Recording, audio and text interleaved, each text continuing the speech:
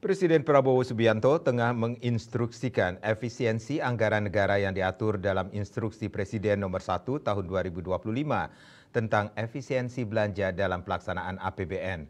Menurut salah satu pemerhati publik yang juga akademisi di Universitas Ngurah Rai, pemangkasan anggaran tentunya sudah ada kajiannya, serta ada tim yang mengkaji kajian tersebut.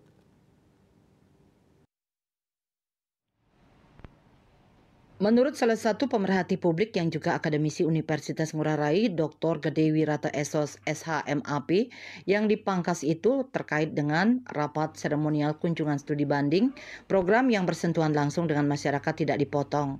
Hal-hal yang tidak urgen atau tidak bersentuhan langsung dengan masyarakat terjadi pemotongan.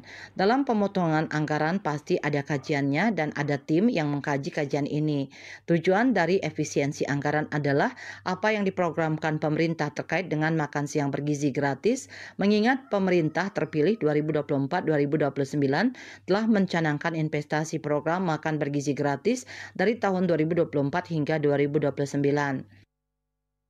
Tujuan daripada efisiensi anggaran ini kan apa yang diprogramkan oleh pemerintah terkait dengan makan gizi gratis kan seperti itu ya, bergizi gratis. Nah ini tujuannya tentu ini ada investasi juga itu. Investasinya itu bukan untuk hari ini gitu ya, di mana warga masyarakat atau masyarakat yang dalam tanda kutip gizinya rendah, kemudian belajarnya agak kurang. Nah ini dengan mudah-mudahan dengan program yang dibuat oleh pemerintah ini akan semangat belajar anak-anak ini akan semakin tumbuh, kemudian ke depannya gizi itu akan semakin bagus dan stunting ini bisa diturunkan.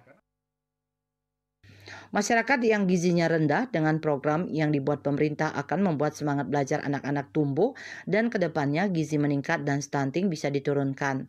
Menurutnya program yang dibuat pemerintah sebaiknya menggandeng UMKM dan masyarakat lokal terkait dengan program makan gratis. Menurutnya program yang dibuat pemerintah sebaiknya menggandeng UMKM dan masyarakat lokal terkait dengan program makan gratis.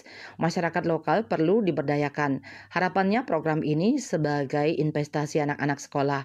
UMKM juga ikut diajak kerjasama karena jika semua diurus pemerintah atau perusahaan besar, maka dampak pengangguran, sempitnya lapangan pekerjaan tidak terhindarkan. Dengan program makan bergizi gratis sebagai investasi jangka panjang, memunculkan SDM yang siap bersaing. Pihaknya turut mendukung program pemerintah tentang efisiensi anggaran. Gede Wirata juga tetap menekankan untuk bergandengan tangan dengan masyarakat lokal untuk membuka lapangan pekerjaan yang lebih luas.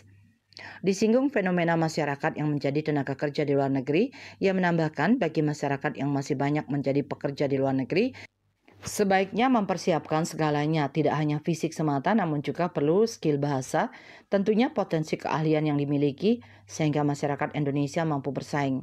Program ini juga memerlukan pengawasan ketat dari semua pihak untuk mencegah korupsi dan lain-lain. Eni, Bali TV.